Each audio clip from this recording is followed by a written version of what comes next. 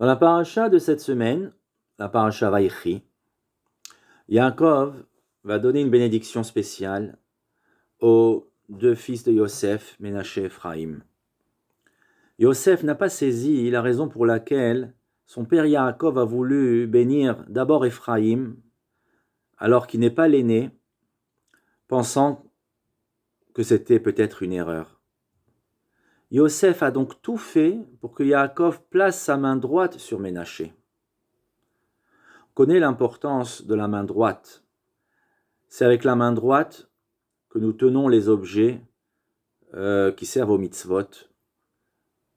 Pour toutes les questions spirituelles, la main droite a une importance et on lui donne priorité.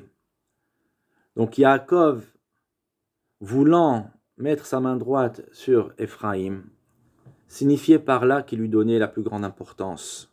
Et c'est ça que Yosef ne comprenait pas. Alors Yosef a pris ses deux fils, Ephraïm de la main droite à gauche d'Israël, comme nous dit le verset, et Ménaché de la main gauche à droite d'Israël, et il les fit avancer vers son père. Mais quelle fut grande la surprise de Yosef lorsqu'il vit que Yaakov a étendu sa main droite sur la tête d'Ephraïm, qui est le plus jeune, et sa main gauche sur la tête de Ménaché, quoiqu'il fût l'aîné. Yaakov n'a pas eu d'autre choix que de croiser ses mains, sikel et yadav.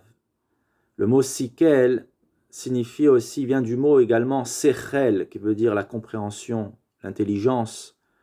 C'est dire que Yaakov a croisé ses mains car il avait bien l'intention de placer sa main droite sur la tête d'Ephraïm et la main gauche sur la tête de Ménaché. Et la Torah continue et rapporte, c'est une très longue description de ce passage, de cet événement. La Torah rapporte, Yosef a vu que son père posait sa main droite sur la tête d'Ephraïm, Vayera be'enav, cela lui déplut. Il ne comprenait pas. Alors qu'est-ce qu'il a fait? Vaïtmor et yadav, et yado. Il a soulevé la main de son père pour la faire passer de la tête d'Ephraïm sur celle de Ménaché. On peut se poser la question pourquoi Yosef agit de cette manière. Yosef a fait deux actions parce qu'il pensait que son père n'agissait point comme il faut. La première chose qu'il a fait, Yosef, c'est Vaïtmor et yado. Il a soulevé la main de son père et il lui a dit avec politesse, avec beaucoup de respect, Lochen avi, ce n'est pas ainsi, papa, qui Ménaché à Bechor, parce que c'est Ménaché l'aîné. Sim yeminecha al rosho, mets ta main droite sur sa tête. Alors Yaakov, avec beaucoup de calme, beaucoup de pondération et beaucoup de sang-froid, refusa, tout simplement. Comme c'est écrit dans la Torah, Vaïma en aviv, il a refusé.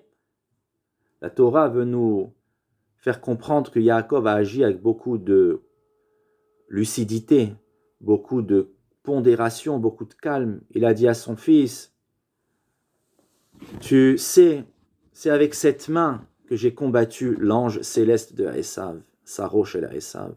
Et je l'ai vaincu comme on l'a lu dans la Parasha Vaïshlach. Et tu voudrais que j'enlève cette main de la tête d'Ephraïm, c'est-à-dire que Yaakov agissait en pleine connaissance de cause.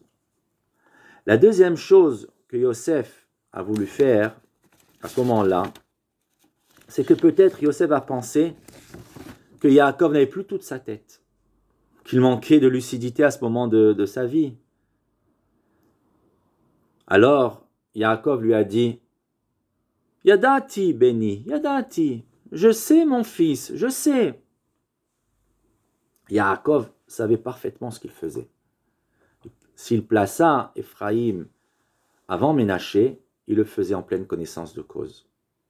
Là aussi, on peut apprendre un enseignement, c'est que parfois, les plus jeunes, ici symbolisés par Yosef, oublient que ceux qui les précèdent, c'est-à-dire ici Yaakov et de manière générale les anciens, oublient que ceux-ci ont plus de recul et plus d'expérience.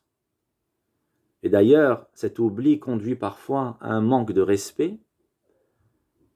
comme par exemple dans l'épisode des explorateurs, où les plus jeunes, nous rapporte le Midrash, ont écarté les plus anciens, et c'est eux qui ont influencé l'envoi d'espions, et on sait la catastrophe à laquelle ça a conduit, et le fait que les Bnei Israël sont restés 40 ans dans le désert.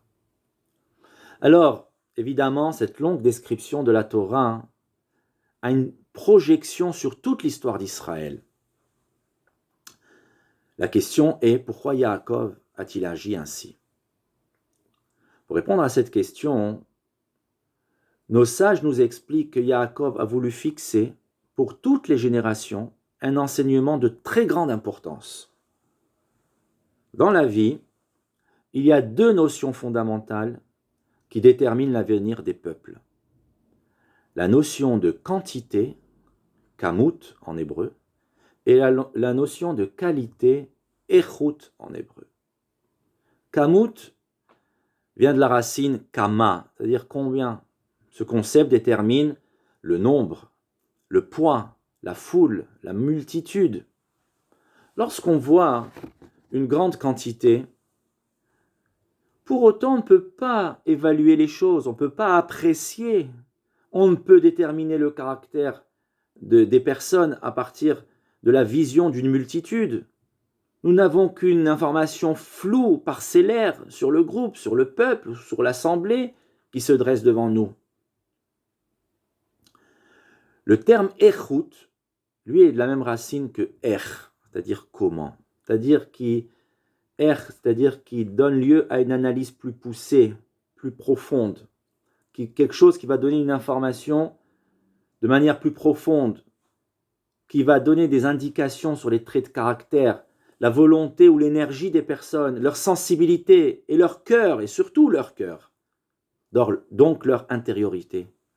En d'autres termes, la quantité donne une information sur le côté extérieur de la chose, alors que la qualité va nous donner une information capitale sur l'intériorité de la personne, sur la nature profonde de la chose ou de la personne ou d'une assemblée ou un peuple qui se dresse devant nous.